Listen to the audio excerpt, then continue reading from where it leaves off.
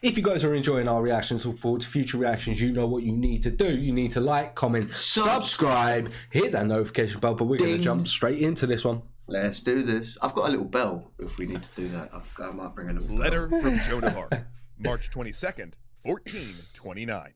King of England, render unto the maid here sent by God the keys of all the good towns which you have taken and violated in France. And you, archers, companions of war, men-at-arms before Orleans, go away to your country by God. And if you do not, expect news of the maid who will come to see you shortly, to your very great injury. King of England, if you do not do so, I am a chieftain of war. And in whatever place I find your people in France, I will make them flee. And if they will not obey, I will have them slain. Ooh, Zoe, you feel that?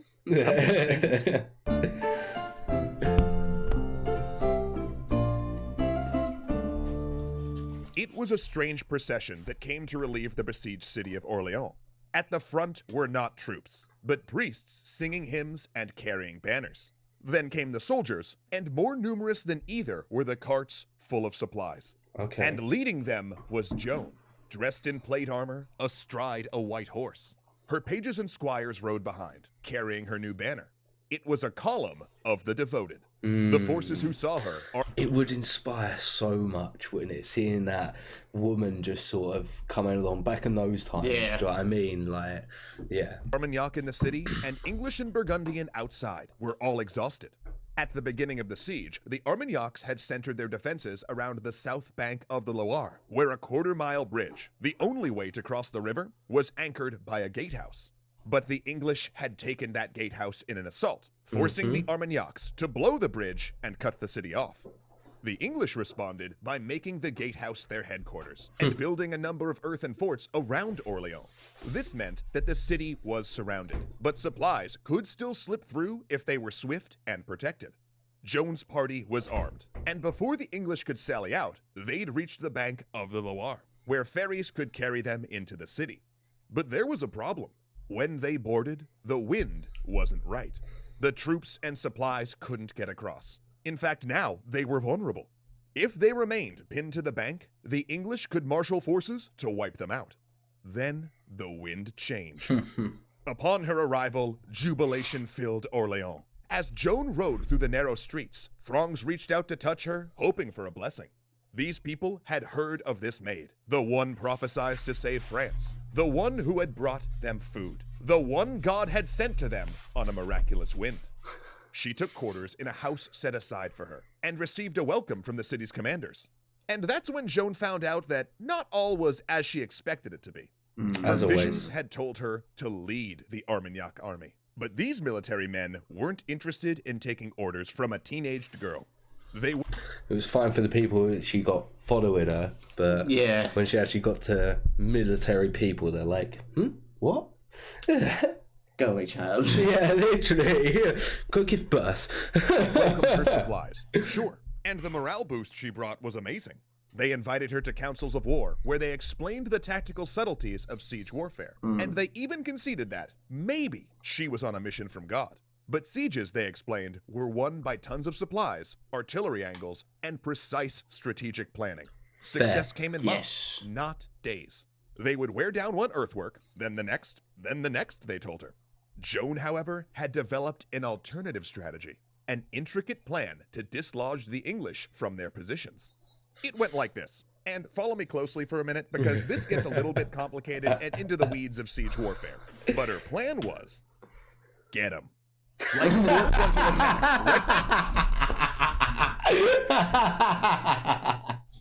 That was good delivery. I was expecting like a really detailed plan. I was expecting some like crazy bullshit, but that was not get them. Just go out and get them.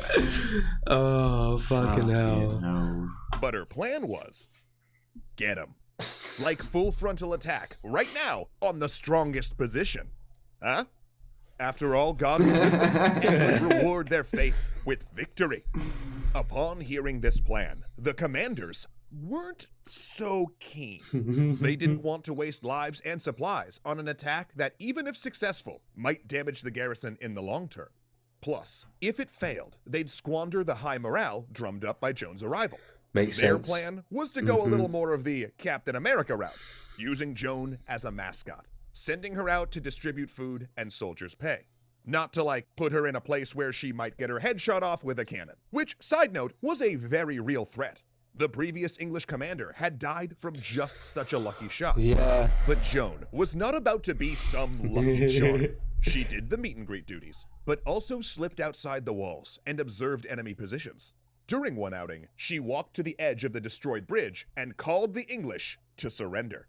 Their commander responded with a rain of insults, calling her a witch, a coward, and saying that the French had taken her from a brothel and put her in armor. Kings later regret those insults.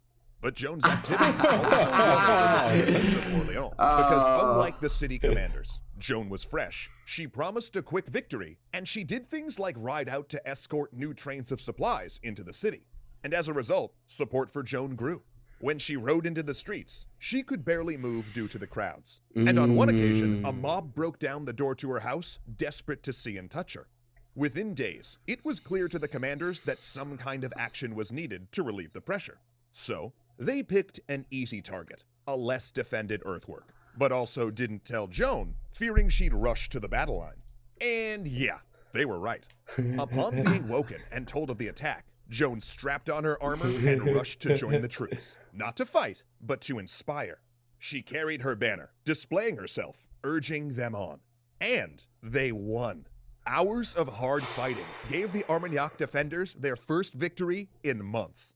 Faith in the Holy Maid soared even higher.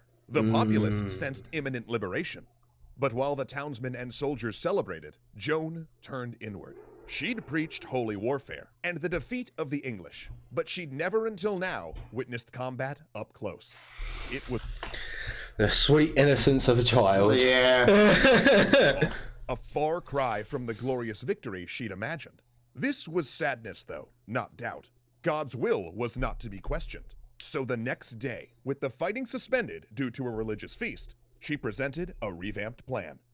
Get home! Not the small fort this time, the biggest, baddest English bastion on the North Bank. The one with the most men.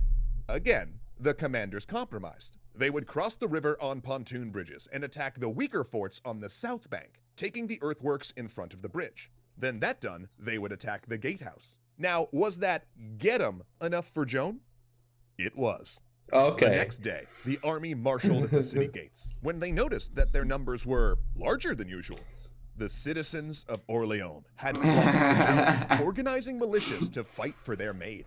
The commanders tried to get them to leave, but she insisted that they come. Joan's second day of battle was hard. The English had abandoned their outer works to concentrate forces in front of the gatehouse. She led the first attack personally, before the Armagnac forces were fully across the river, and was beaten back. The English pursued, only checked when Joan turned and bellowed for them to stop in the name of God. Context fairy, don't think I don't see you. We're just having a little fun. And then, it was a grinding, earthwork by earthwork battle. Joan led the assault, waving her banner and urging the troops on. She limped, one foot pierced by an English caltrop. It was bloody. But by nightfall, the Armagnacs held the earthworks around the gatehouse. The next day, they closed in. Citizens repaired the bridge to hit the gatehouse from two sides. Cannons bombarded the thick stonework. They even sent burning boats in a fruitless attempt to burn the English out. But none of it worked. And as it neared dark, the commanders decided to starve the gatehouse into submission. Joan heard this and grabbed a ladder, because it was time to, and say it with me now. Get him! She ran toward the last earthwork. Soldiers snatched up scaling ladders and followed her. They would take it by escalade, one of the most dangerous operations in medieval warfare, climbing ladders face first into the blades and missiles of the enemy. Joan threw herself into a ditch, passed off the ladder, and took her banner, yelling that God was with them. Thwack! An arrow slammed into the gap between her helmet and breastplate and buried itself deep in her shoulder. She toppled, carried off the battlefield by her pages. The English jeered that they'd slain the witch, and the attack stalled, men dying in the ditch as they tried to climb their way into English arrows. Rumors of the maid's death were rampant. And then, from behind the French ranks, a white banner rose. Joan stalked back toward the embankment, clad in battered armor. Each step would have been agony. It had only been a flesh wound, but doctors would have had to pull the arrow through her shoulder in order to dislodge it. She insisted on rejoining the attack. Seeing their maid arisen, seemingly unwounded, the French rallied and scaled the final earthwork. English and Burgundian... It's so crazy how much inspiration can change a battle. It's mental, isn't it? It's so crazy. You get so much more like courage that it changes the battle entirely. Soldiers evacuated to the gatehouse, swarming across the drawbridge in such numbers that the timbers snapped, dropping a handful of men into the Loire River. Among the drowned was the English captain who'd cursed Joan only a few days before. They'd take the gatehouse by nightfall. The next day, Joan drew up her army on the north bank, in front of the English forts there. And to be clear, it was her army now. Sure, other men might command it, but these soldiers fought for her. For this strange holy maid who'd bled with them in battle. She didn't order an attack. The sight of her force was enough to get the English to withdraw. Joan had done what the voices commanded. In 4 days of battle, she'd ended a siege that had... I mean, if you thought it was a witch... Yeah... It's like being in Game of Thrones and seeing an army with the red lady, with the red, put it like that. Yeah. I'm like, no, I ain't dealing with that tar monster bullshit. How many of those men have impregnated you and fucking got tar out of that pussy? Like, I don't want to risk it. Dragged on for 6 months. She had her miracle, and none doubted her mission or her power. She saved the Dauphins and opened the door to northern France. And for her next trick, she would give the Dauphins a crown. Well then, and I guess we'll find out what that episode has in store for us in the next episode for us. I thoroughly enjoyed this, and I'm looking forward to finding out what the next episode is. It's very interesting to see more about Joan of Arc. Yeah, it is, and it's nice to see sort of shorter episodes, but about a specific person as well.